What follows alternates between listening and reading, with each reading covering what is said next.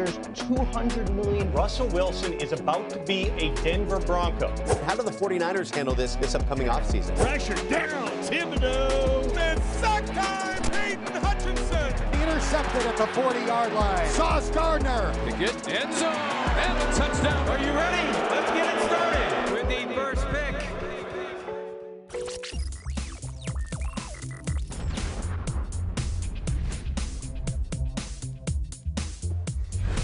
Hey, with under 30 days until we kick off the 2022 NFL Draft in Las Vegas, it is our pleasure to welcome you to another edition here of Move the Sticks. Welcome, everybody. Rhett Lewis here with our former NFL scouts, lead draft analyst Daniel Jeremiah, Bucky Brooks, ready to rock and roll here, guys. This is our time, and you have all found the right spot for the best draft conversations around. We're also kicking off Path to the Draft next week. So much going on right now, but that's just kind of what happens in the league, clearly, over the course of the last few weeks. There has never been a dull moment, guys. Shall we kick off with the latest big piece of big news? Here we go. It's our big three, and we start with the latest and greatest, which comes from Tampa. Bruce Arians retiring effective immediately from coaching, moving now into a front office role with the Tampa Bay Buccaneers. Todd Bowles is now the new head coach, the defensive coordinator, promoted to head coach, not on an interim basis. He is the head coach now of the Bucs. 5-year deal on the way. So many moving pieces, all as Tom Brady made his return to the Bucs after a brief retirement. Guys, this has, Bucky, added a little fuel to the fire that there was maybe a rift between Arians and Brady, but now, while Arians did say that he's had conflict with just about every player he's coached because he's cussed them all out, including Brady, the way everybody's talking about it does not feel like this was some sort of power move. Do you get that sense too, Buck? No, I feel like this is Bruce Arians taking care of his guys. I think everyone has to understand the bond between Bruce Arians and his coaches, some of his coaches that played for him at Temple, really, really tight. You think about Todd McNair, Todd Bowles, you have Rock, Kevin Ross, and Bryce Armstrong, Kevin Armstrong, who's also there. Like, all those guys are really, really tight. And so he would not necessarily subject himself to, like, being pushed out because he knows his guys also have to pick up the pieces. I think this is a move where he wanted to make sure that he left Todd Bowles in the best situation to be able to win and have a tremendous amount of success, something that he wasn't left in when he took over in New York with the Jets. Yeah, Buck, I agree with you. I don't think this was some type of a power play, but I know one thing. If you're a fan of the Buccaneers or you follow this team and you were given the choice of the head coach coming back or the quarterback coming back, I think you'd be happy to know that Tom Brady's still going to be on the field and the offense is still going to be in good hands with Byron Leftwich. And their relationship between Brady and Leftwich is going to be key going forward. Everything I've heard, that's in a great place. So I think this is set up really to be one of the more seamless transitions, from a coaching standpoint that I can ever remember. Exactly. There's still continuity there, right? I mean, like, you still have the offensive brain trust with Leftwich and Christensen and Tom Brady all kind of getting this thing done. You still got Bruce in the building, right? He's going to be out there at practice, says he won't be on the sidelines on game day. That would be too many penalties waiting to happen there. So, but that's good. I mean, like, again, this feels like this was something that everybody kind of felt good about, right? And if they didn't, I don't think Bruce would still be there showing up in Tampa, and to be in the draft room as he said he's going to be with GM Jason Light as they go through this thing starting at number 27 overall in the first round. So I'm happy for Todd Bowles getting another shot to be a head coach in a much better situation this time around. Okay, let's continue a little bit of a quarterback conversation there as we were talking about Brady. Things a bit more complex now with the Baltimore Ravens and their pursuit of a contract extension with Lamar Jackson. Lamar's kind of feeling like there's some negative vibes out there and that people maybe think he's trying to force his way out of Baltimore by not agreeing to an extension by now. That, as he clearly says here, is not the case. I haven't necessarily heard that narrative. But I tell you what, the $230 million that Deshaun Watson got from the Cleveland Browns has surely made these negotiations a bit more complicated because, look, if I'm Lamar Jackson, that's the starting point here moving forward, right? That's the baseline. And by waiting, certainly feels like the price has gone up for Lamar. And while he is not forcing his way out of Baltimore here, DJ, and while the Ravens are confident that they're going to get a deal done, teams have been confident that their quarterback was going to stay in the fold before, like a couple of weeks ago, maybe in Seattle. But clearly that didn't happen. Do you get the sense that what we've seen in the quarterback market and on this quarterback carousel this offseason is kind of likening the NFL to the NBA in a way, where we see some of these super teams? Yeah, I definitely think there's a power shift there. And I think some of it has to do with this new age general manager that we have, which takes an appropriate response that I agree with, which is, if you don't want to be here, I don't know that I necessarily want you to be here. I don't know if that's good for either one of us. So the players do have a little more power in that regard. I do think we're headed towards a stare down, whether it's with Lamar Jackson or the next quarterback contract to come through. Because every agent you're going to talk to right now and has a high-profile quarterback, they are going to look at that Watson deal with all that guaranteed money, the entire thing, and say, that's okay, that's where we are now. It's a new precedent going forward. The dam has broke. But I promise you, all of these teams, and I would put the Ravens in this category, are collecting sticks and trying to put that dam back together and say, that was a one-off.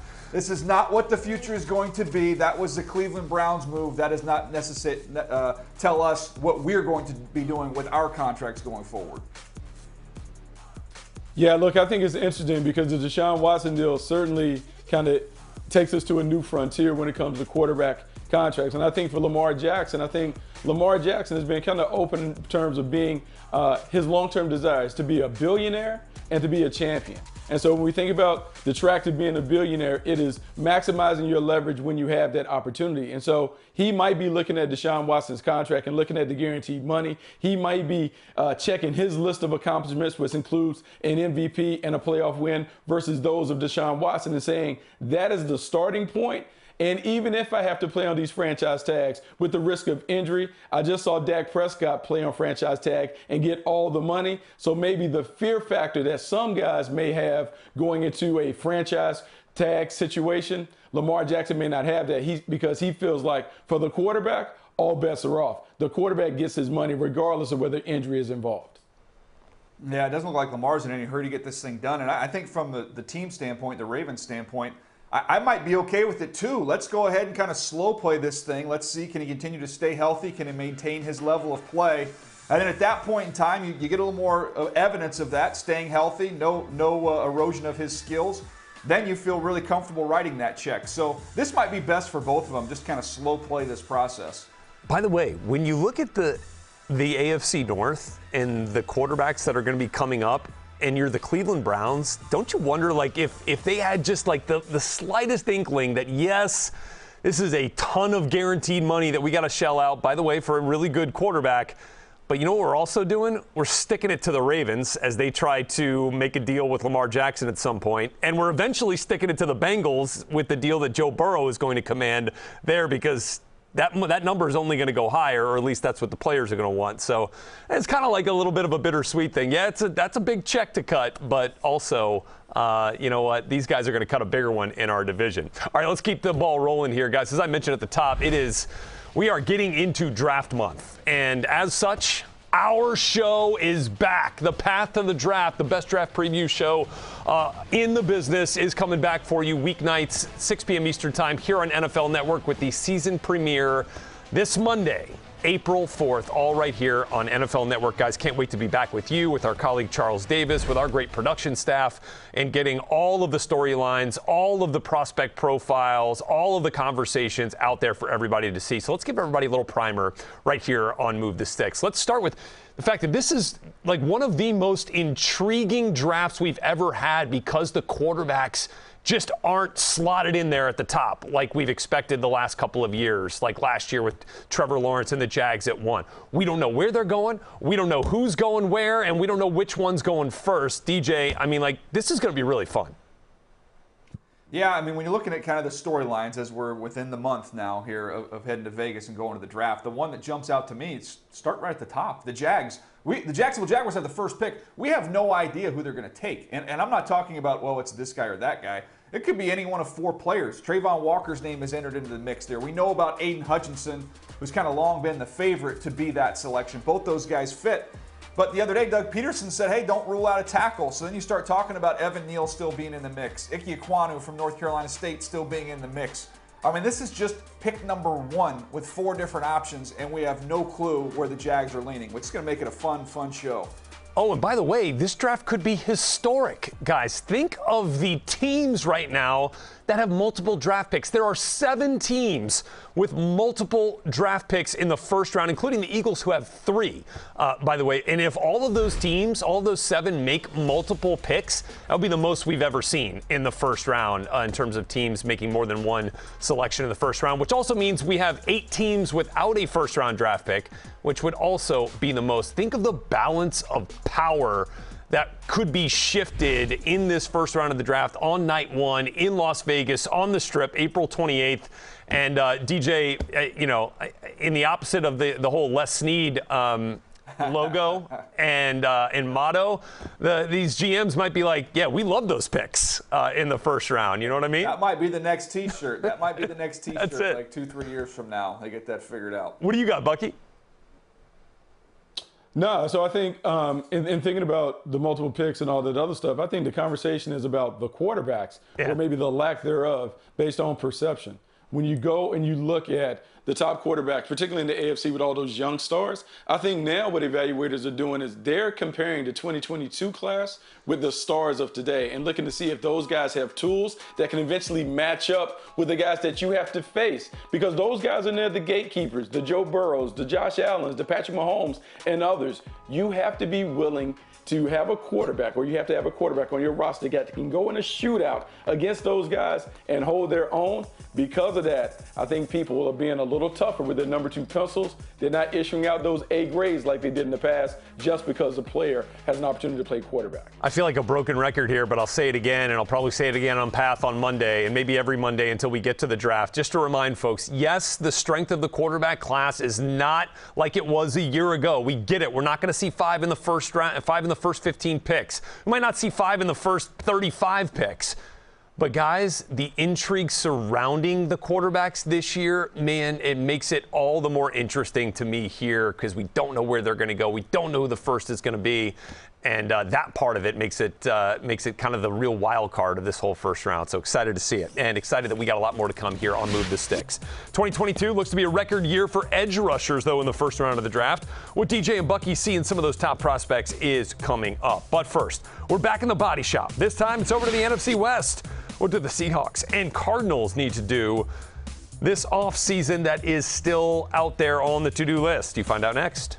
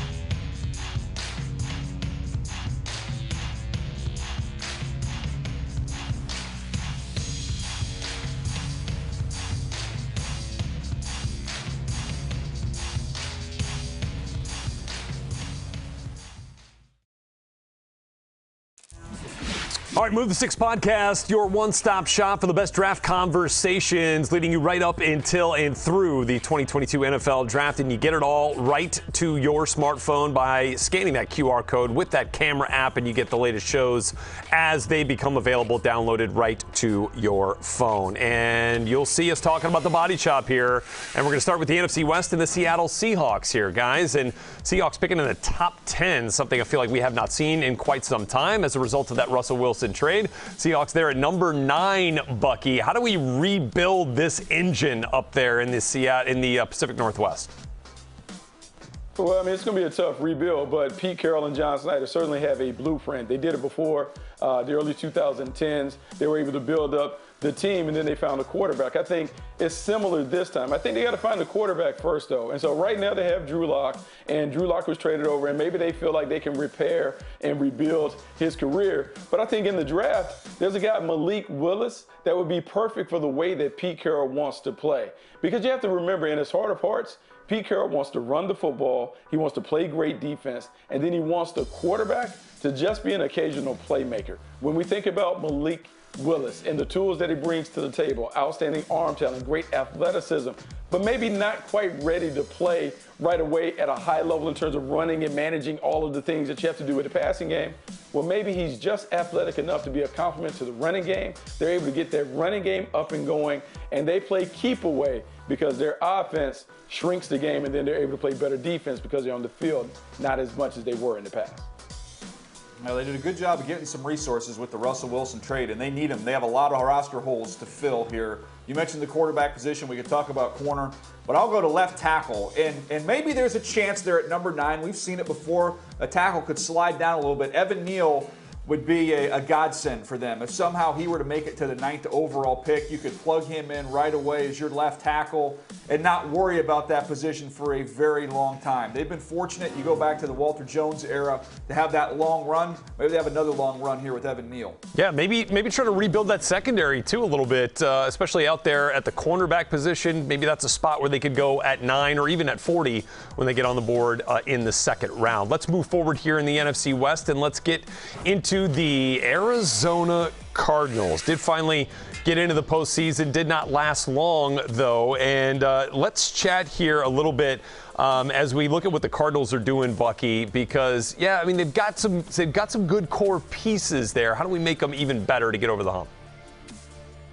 Well, I mean, they do have nice pieces, but this has to be all about the quarterback. It has to be about getting Kyler Murray to take his game to another level. When I look out at their wide receiver core, I have some questions. Despite having DeAndre Hopkins, who is still one of the best receivers in the game, they lose Christian Kirk. A.J. Green is on the backside of his career, and you added Rondale Moore, but he needs a bigger role. So it might be time for them to go in the draft, and maybe in the second round, maybe they find a receiver, David Bell from Purdue, who gives them some of that playmaking ability. Way too much Purdue talk, okay, in one segment here with Rondale Moore and David Bell. I mean, boil her up.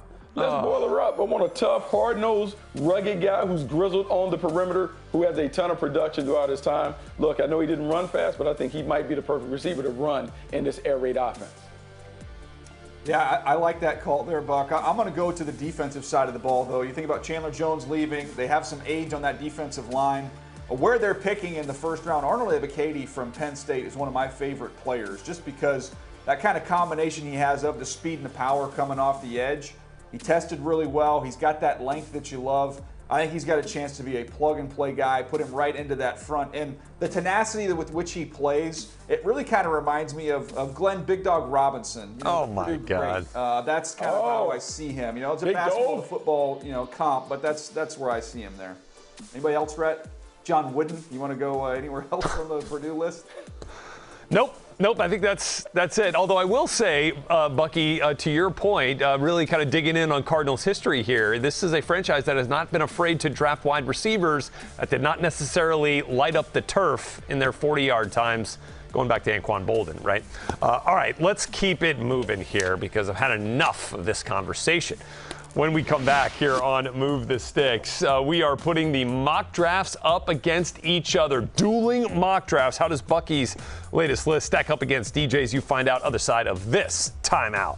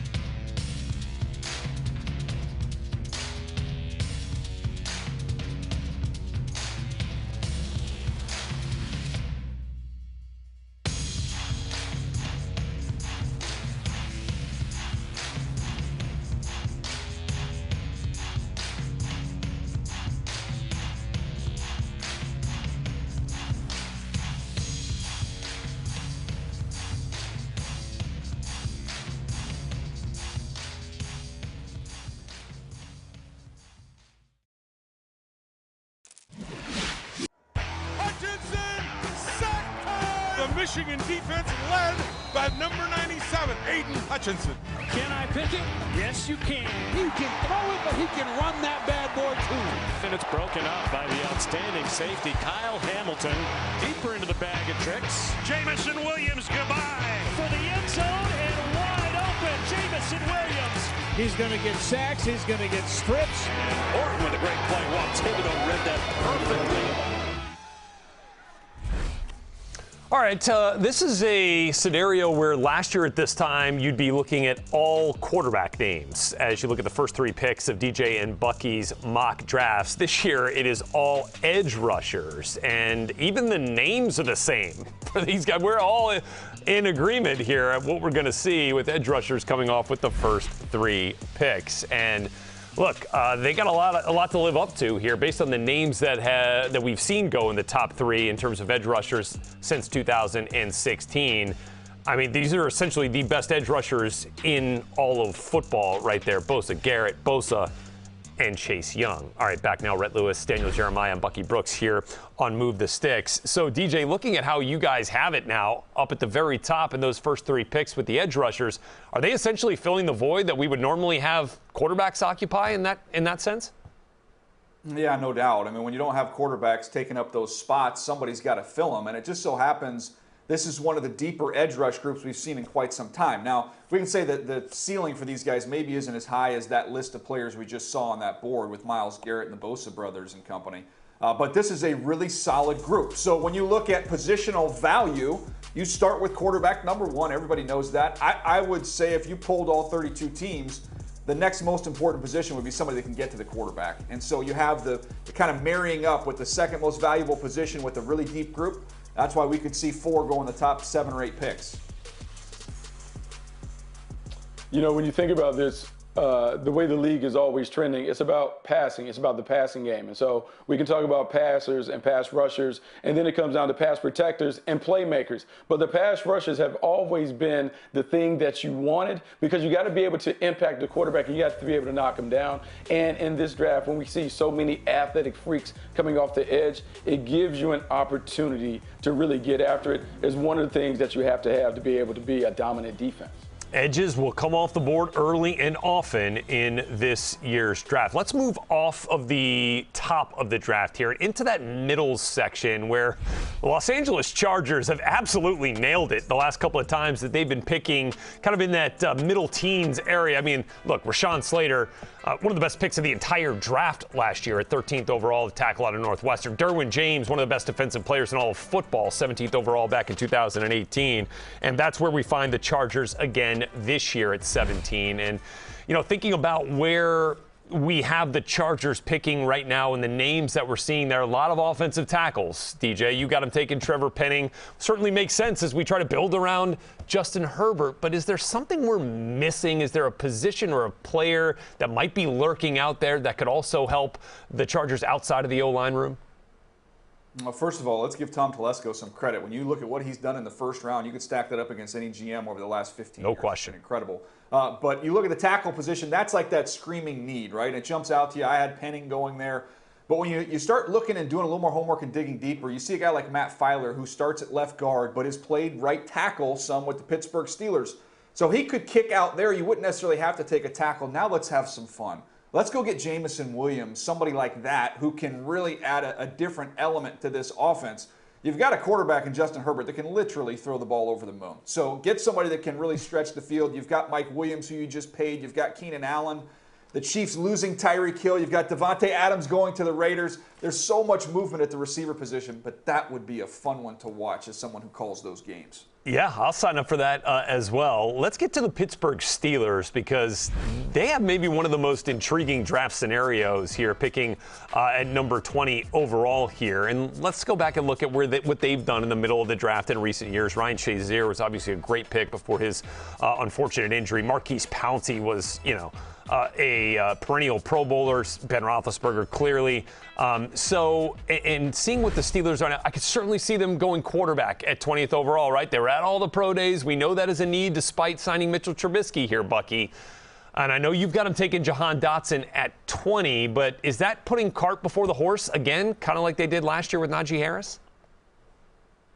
No, I mean, look, I think it's one of those situations where they have to continue to build up the team. And if they believe that Mitchell Trubisky is a legitimate option at quarterback, why not get him a wide receiver? Because in my estimation, I still believe they need a number one receiver. Yes, Deontay Johnson earned Pro Bowl accolades and emerged as their number one, but I think they want better. Someone that is more consistent on the perimeter. This is a game changer on the outside because Dotson can do everything. Short, intermediate, deep. He's a threat at all three levels, and he's a reliable weapon that I think they can build a passing game around. No disrespect to Chase Claypool and Johnson, who've done solid jobs for them. I think Dotson gives them a chance to have a solid start on the perimeter. I like that too. I love Jahan Dotson, the way he's played there at Penn State. Guys, let's also look into the Chiefs and the Packers as two of the 7 teams with multiple picks in the first round here, and look at where you guys have them mocked. DJ, I love you paying tribute to the 20th anniversary of the last time the Packers took a wide receiver in the first round,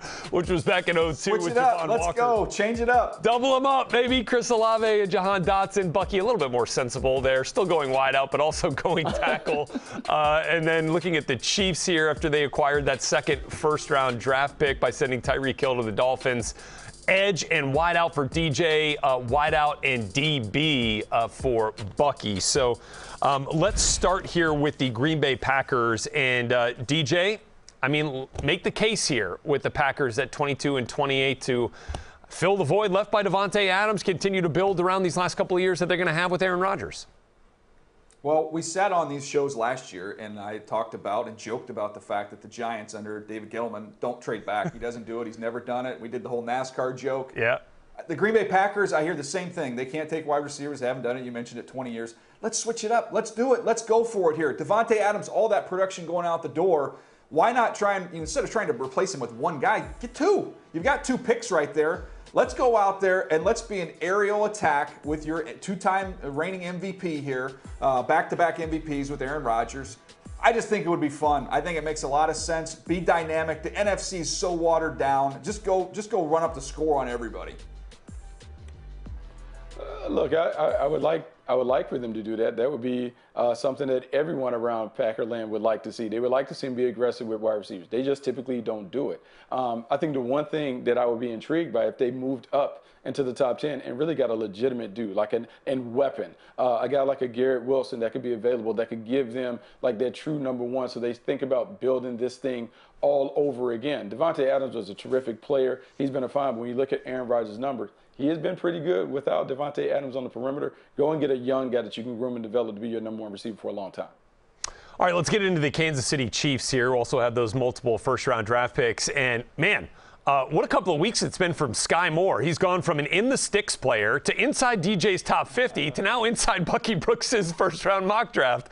They're at number 29 overall, 29 and 30 rather here for the Kansas City Chiefs as we're looking at what they've done. What do you think here for the Chiefs? Lay out the reasoning on how they can really make the most out of those first 2 picks.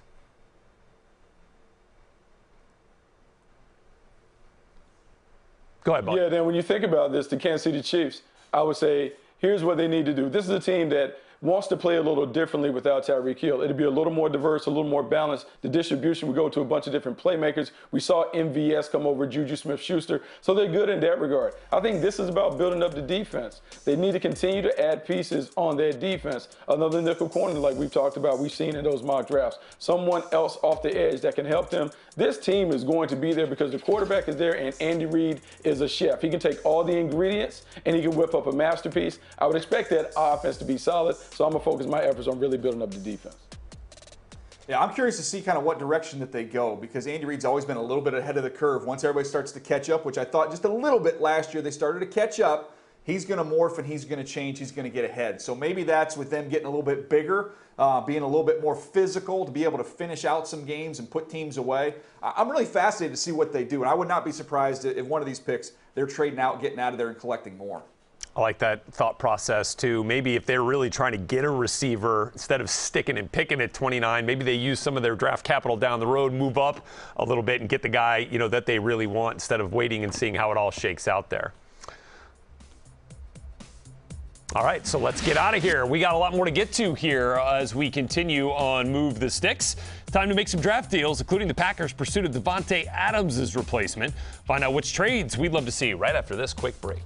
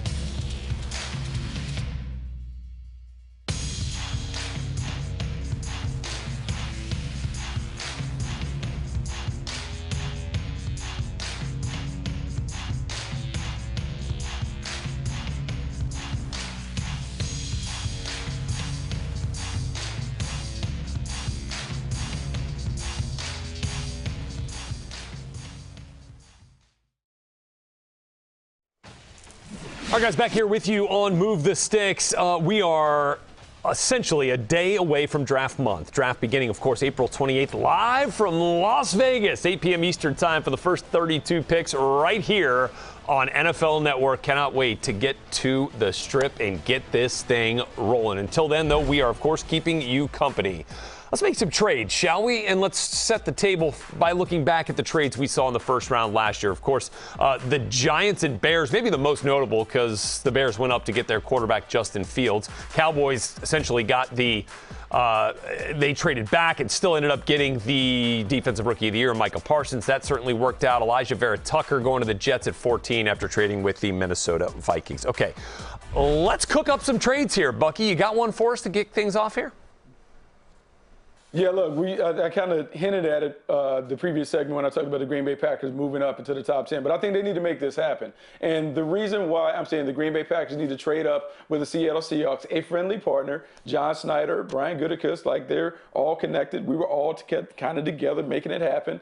I think this move will give the Green Bay Packers an opportunity to get a blue chip receiver at the top of the board. And when you think about the guys that could be there for them, Garrett Wilson, to me, is the one. Matt LaFleur is on record saying they need a legitimate wide receiver with speed. Well, when I think about this draft class, the speed and playmaking ability that Garrett Wilson offers as a standout Buckeye, this is a guy that not only puts the ball in the paint, but he can run the entire route tree, and he can do it in explosive fashion. If I am the Packers, I am saying we got to go up and get a guy like that to help Aaron Rodgers in the twilight of his career.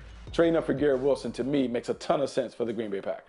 Yeah, and guys, I keep thinking about the quarterbacks and the way we've seen the quarterback movement and the teams that have been desperate to go and get one, which feels like the Indianapolis Colts, like almost the last 6 years as they've trotted out new week one starters each and every year. And maybe this is the year where they look at this without a first-round pick and being like, man, be great to get into the first round and to get a fifth year of control on a young quarterback, knowing we have Matt Ryan.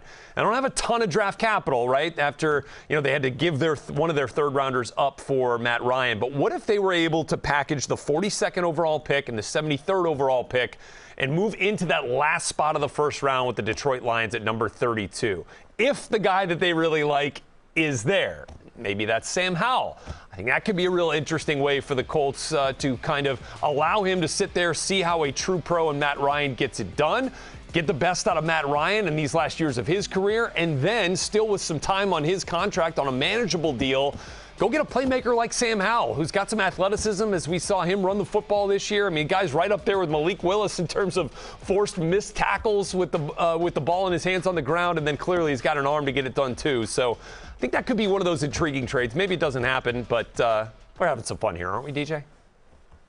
Yeah, we're having fun, and it's not going to happen, and I'm going to tell you why it's not going to happen, because Detroit's not going to own the 32nd pick. Oh. Because Detroit is going to take that 32nd pick. They're going to take a third rounder, and they're going to take a fifth rounder. The points match up. They're going to go up to 19. The Philadelphia Eagles are going to be in a hurry to get rid of one of these 3 first-round picks and drop back. They're going to go up and take Malik Willis. So they're going to get up right in front of the Pittsburgh Steelers, who pick at 20. They end up, let's say you're a Lions fan, you get Aiden Hutchinson with the second pick. You come back and make this move to get Malik Willis. And oh, by the way, you still have pick 34 at the top of the second round. If you want to move back from that slot, you'll have an opportunity to do so. You've got somebody you can dream on with Malik Willis with that huge upside. Jared Goff, with his presence, you're not going to have to rush him onto the field. I think it'd be a perfect setup for the Detroit Lions. This is awkward because I don't think this has ever happened in a draft before. DJ just turned into a card for a player that's already been drafted. As you saw, Bucky Brooks giving Malik Willis to the Seattle Seahawks at number 9. I don't know what the commissioner does at this point.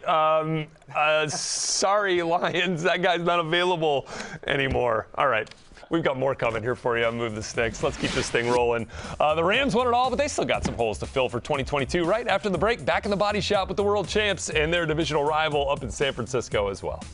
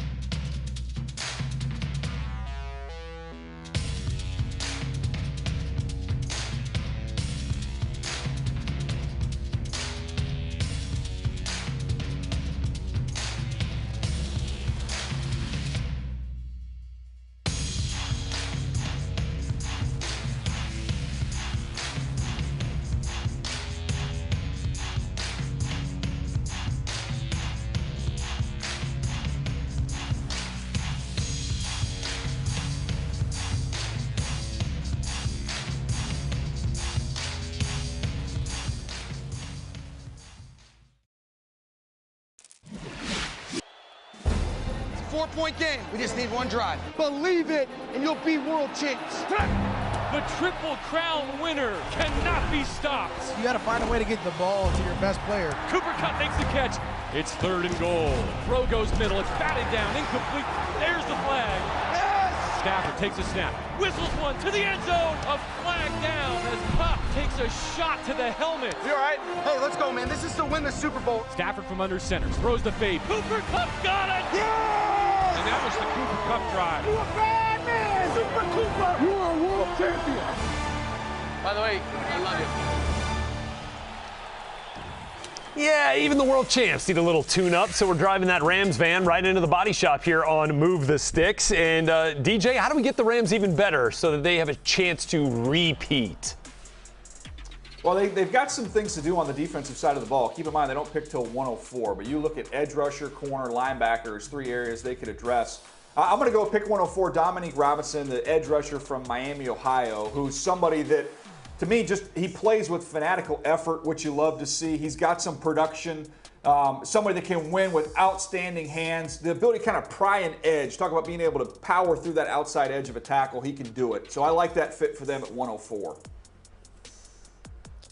Look, I'm with you right there, DJ. I think they can make a move in the secondary. I think Mathis from Pitt is a cornerback that certainly would help them. When you look at the corners that have played successfully for the Rams, they're guys with outstanding instincts and ball skills. This guy's super athletic. And with Raheem Morris and the staff that they've assembled, they do a great job of teaching and developing. I think he is the perfect guy that you're sitting at 104, looking for a developmental player with pop. I think he has the opportunity to pop at the next level. As you guys know, we do not stand for Cooper Kupp slander on this show.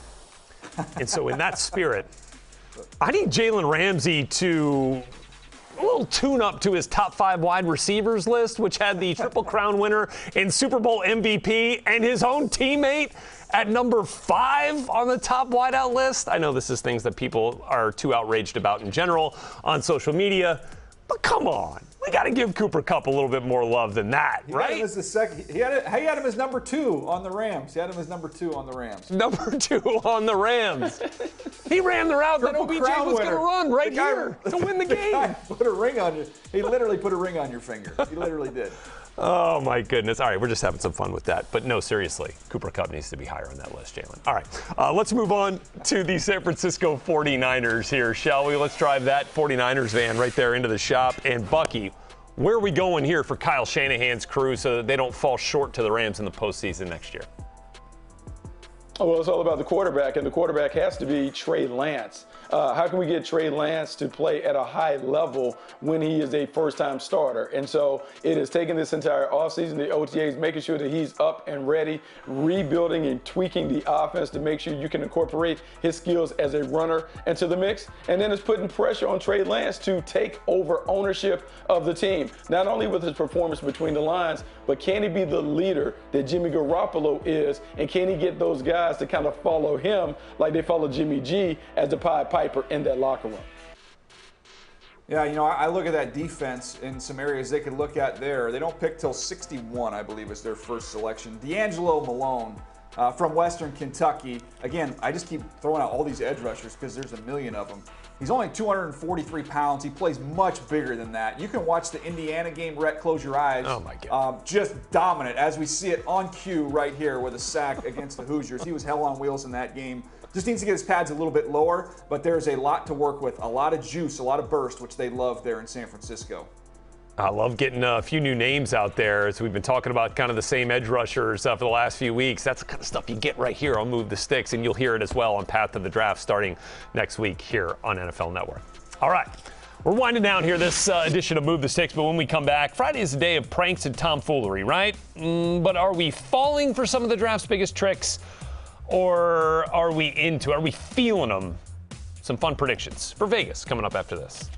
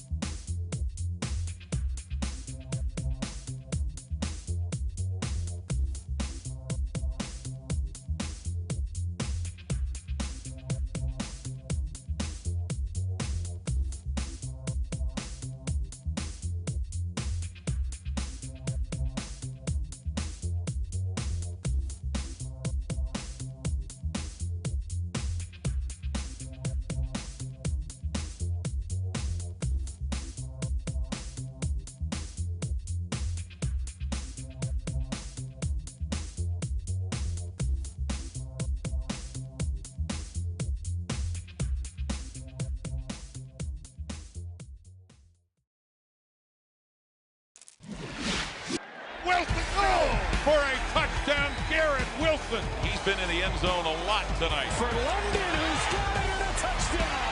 Just give this guy a chance. He will make the play. Chris Olave got it. Another touchdown in the end zone. Caught. Touchdown. They're making it look easy. Jamison Williams, goodbye. For the end zone and wide open. Jamison Williams. Nobody's going to catch Jamison Williams. Touchdown, Alabama. There'll be plenty of conversation about Jamison Williams and the rest of the wide receivers in this class when we kick off Path to the Draft Monday, April 4th. Our daily draft preview show is back for another season. We can't wait to get things kicked off with you next week. Weeknights, 6 p.m. Eastern Time, all right here on NFL Network. DJ, Bucky, Charles Davis, we'll have Brian Baldinger, Cynthia Freeland, the whole gang is all back to keep you company up until and through the 2022 NFL Draft. So excited for that, DJ. Also excited to chat a little bit about April Fool's Day coming up because you're kind of a prankster. Oh gosh, you're kind of a jokester. I'm not an April Fool's guy. Okay, I'll pull pranks and mess with people, but April Fool's is kind of obvious. Yeah, I mean it's April Fool's Day every day with you. I mean it's like you give me a compliment, I'm just like waiting for the other shoe to drop here at some point. Okay, let's do this though. A little feeling or fooling. All right, so play along here with me for a minute. I'm going to give you a couple of topics. Let's start with the quarterbacks because, as we mentioned, really intriguing here where they're all going to go and how many we're going to get. So that's the subject here of this first feeling or fooling. More than 2 quarterbacks are going to be drafted in the first round. Feeling? Fooling.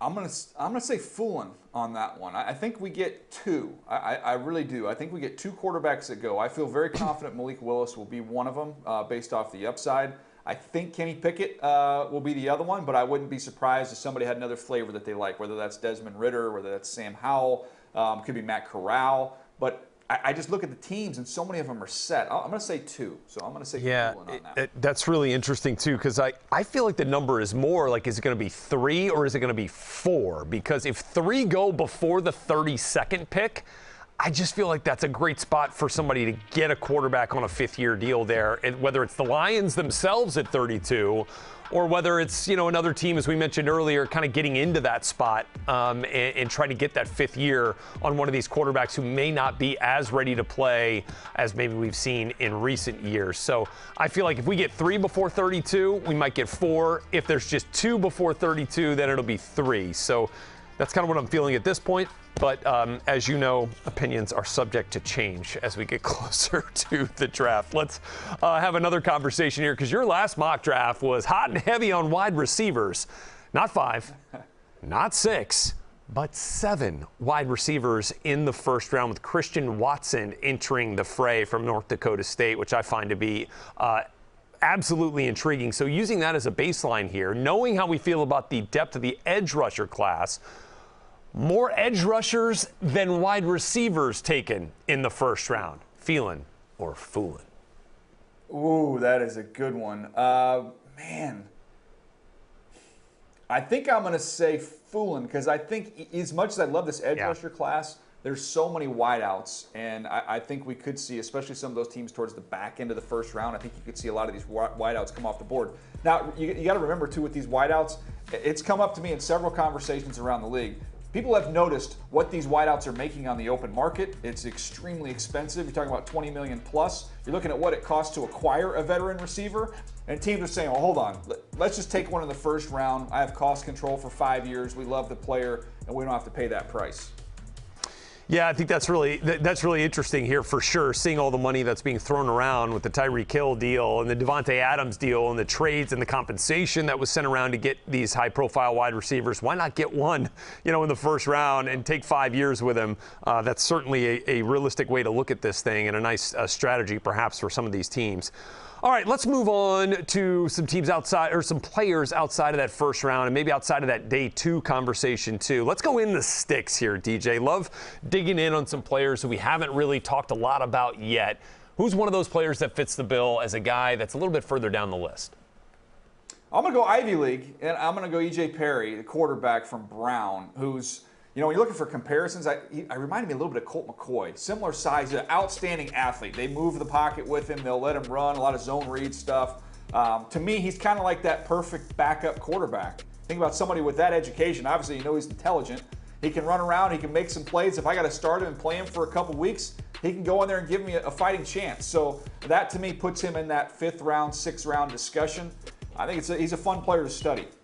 No question, and we really enjoyed having him at the East-West Shrine game, which you saw right here on NFL Network earlier in February. This guy came on in the second half with a huge deficit for his team and nearly made up a 20-point deficit to win that game. He threw for 250-plus yards with 3 touchdowns in the second half. That is a stat line you do not see in an all-star game format, just based on the limited playing time.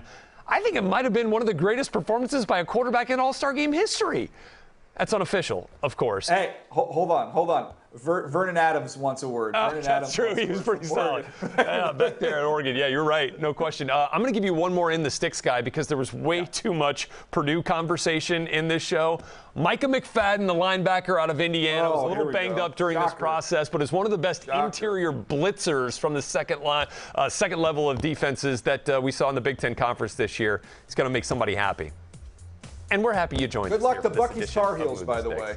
Thanks so much for being with us. Again, we'll see you on Path to the Draft on Monday.